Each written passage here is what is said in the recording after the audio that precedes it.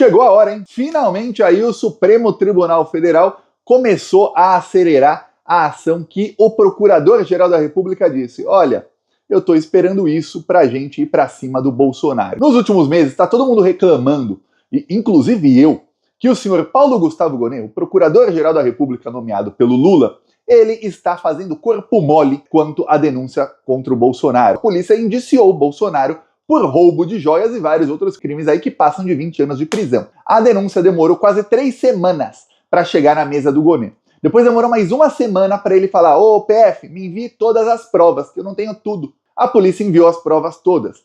Pois bem, e ficou todo mundo esperando. Esperando e nada. Para piorar, saíram notícias na imprensa de que o Gonet ia esperar passar o período eleitoral para não melindrar o Bolsonaro. É aquela, nossa, na hora de prender petista na véspera da eleição, de soltar delação sem prova contra petista em véspera de eleição, de enjaular um monte de gente do PT sem prova, aí, pô, de boa, pode tudo. Agora, na hora de prender o Bolsonaro, de ir pra cima dele, ai não, é período eleitoral, ai nossa, não podemos interferir no período eleitoral. E olha que eleição municipal, hein? Nada a ver.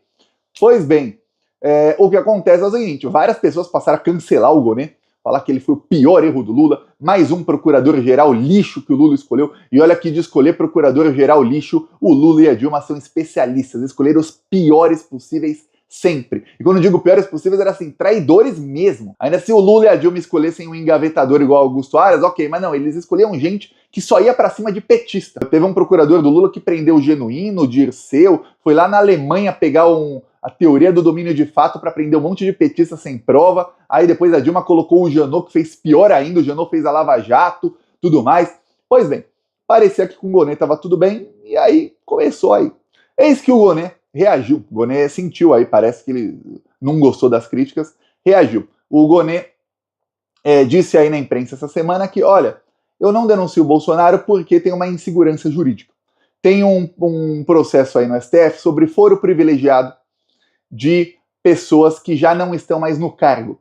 E se eu denunciar o Bolsonaro por crimes que ele cometeu como presidente e esse julgamento lá na frente dá ruim, o que vai acontecer é que a minha denúncia vai ser uma denúncia sem validade alguma e o Bolsonaro vai ser inocentado lá na frente. É isso, porque o processo vai ser um processo nulo. Então, precisa acabar esse julgamento no Supremo Tribunal Federal. É isso, tá? Se isso não acontecer, não tem como eu denunciar o Bolsonaro.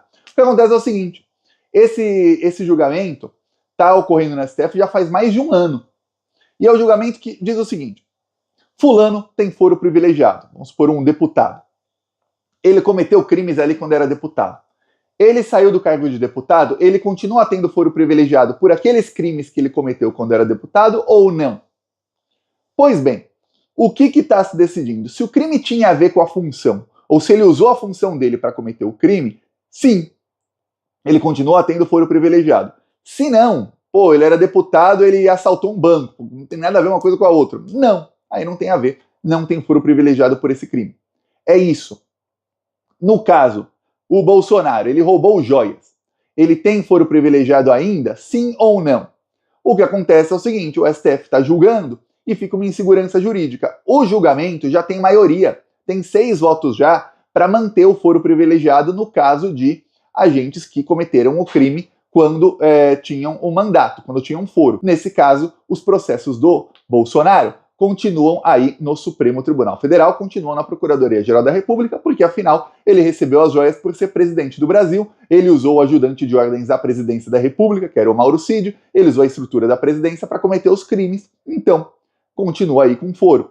Mas e se lá na frente muda a composição da STF, acontece alguma coisa, e o julgamento que já tem maioria, alguém muda o voto, alguém anula o voto de alguém, acontece alguma coisa e fala, não tem foro privilegiado. Aí o Bolsonaro já é denunciado, e aí fala, ó, essa denúncia contra o Bolsonaro é nulo, porque ele não tinha foro privilegiado, por que foi na Procuradoria-Geral da República?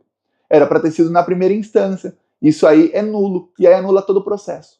E aí ele fica inocentado não, mas é a mesma coisa. Se não tem condenação, é inocentado. E aí ele fica inocentado por um crime que todo mundo viu que ele cometeu. Então o Procurador-Geral da República falou, faltem o processo, ou tem uma outra alternativa. A Polícia Federal acaba o inquérito do golpe de Estado Esse inquérito, todo mundo é julgado no STF porque envolve golpe de Estado. E aí não interessa se o Bolsonaro tem foro ou não. Ele vai ser julgado no STF. Se a Polícia Federal acabar logo esse inquérito e mandar para cá, a gente relaciona o inquérito das joias ao inquérito do golpe de Estado, mostra que uma coisa tem a ver com a outra, mesmo que seja pouco, mas uma coisa tem a ver com a outra. Ele pode ter usado aí o dinheiro das joias para ajudar a dar golpe de Estado e coisas do tipo. No caso, usar dinheiro das joias para se manter nos Estados Unidos enquanto estava tentando dar um golpe no Brasil. E pronto, aí não precisa do julgamento no STF, porque aí ele vai ter foro privilegiado, ele vai ter foro no STF, não é privilegiado, ele vai ter foro no STF, porque até os mais de 1.000 terroristas que foram presos estão sendo julgados pelo STF, é golpe de Estado, aí não tem discussão. O que acontece? Acontece que a Polícia Federal está demorando o inquérito do golpe, porque cada vez é aquela... Você puxa um fiozinho assim, vai puxando, sai. Igual você puxa um fiozinho da roupa, quando você vê que tá meio... vai a manga inteira da camisa, é isso. Os caras estão puxando o fio, tá saindo muito crime. Com essa, o que ele quis foi pressionar o Barroso. Por quê? Porque o Barroso é todo... Na hora dele dar argumento para os bolsonaristas que dizem que são perseguidos, de chegar e falar, perdeu o mané para um bolsonarista, de ir lá em evento e ficar falando, nós derrotamos o Bolsonaro. Nossa, você é presidente do STF, cala a boca. Só tá dando argumento pro outro lado. Só isso que ele tá fazendo, tá? Então, na hora de ficar fazendo isso e dando argumento pra extrema-direita, sendo que o Barroso, ele é com um pezinho e meio na extrema-direita, lembremos, ele é lavajatista, amigo do Moro, da Gabriela Hart, tudo mais, aí ele tá, ó, vai lá, Barroso. Mas na hora de ir pra cima do Bolsonaro com atitude, pô, Barroso, faz 6 meses que o processo está parado.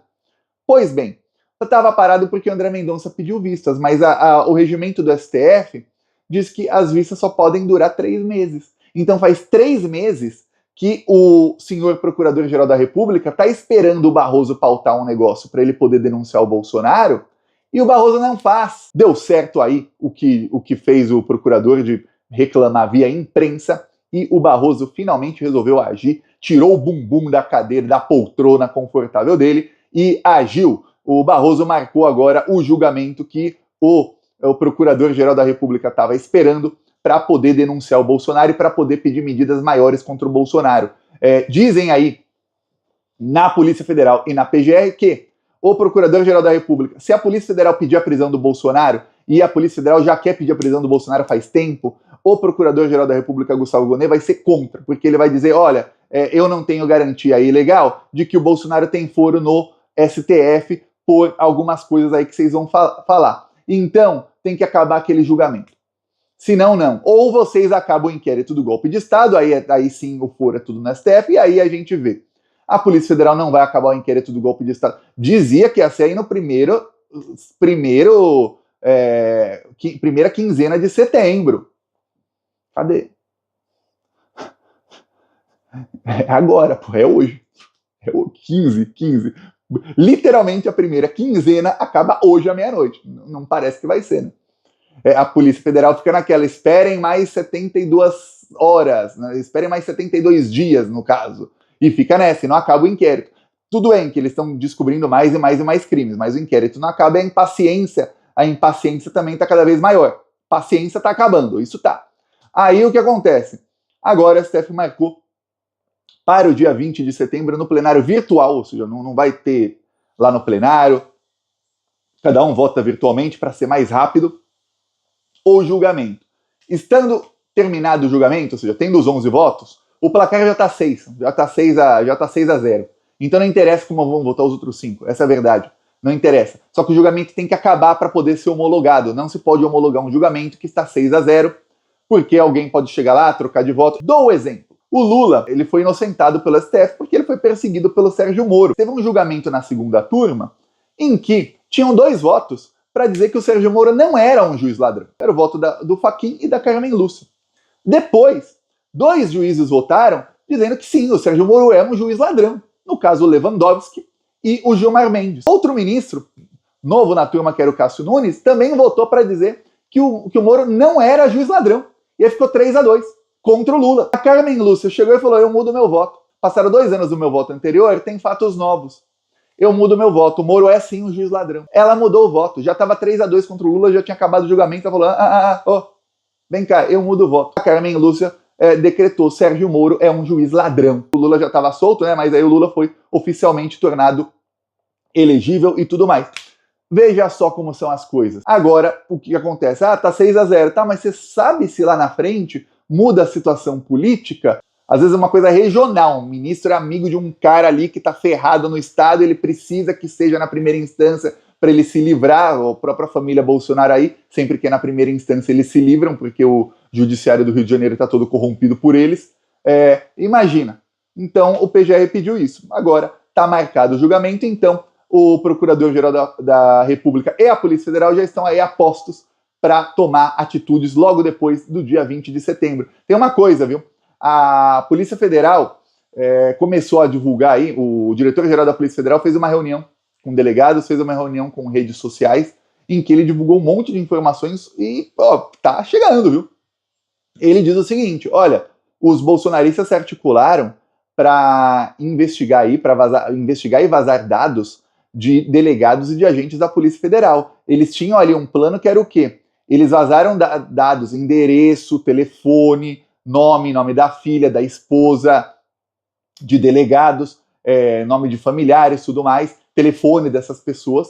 E aí, depois de vazar dos delegados, eles começaram a ir atrás dos agentes dessas operações, dizendo que eles iam atrás de todo mundo que estava, abre aspas, cumprindo ordens ilegais do Alexandre de Moraes. E dizendo que, para que qualquer delegado e agente tenha medo de cumprir uma ordem do STF. Para se o Alexandre mandar prender o Bolsonaro, o delegado se recuse. Eu peço aí a sua inscrição no canal. Vamos seguir aqui na luta?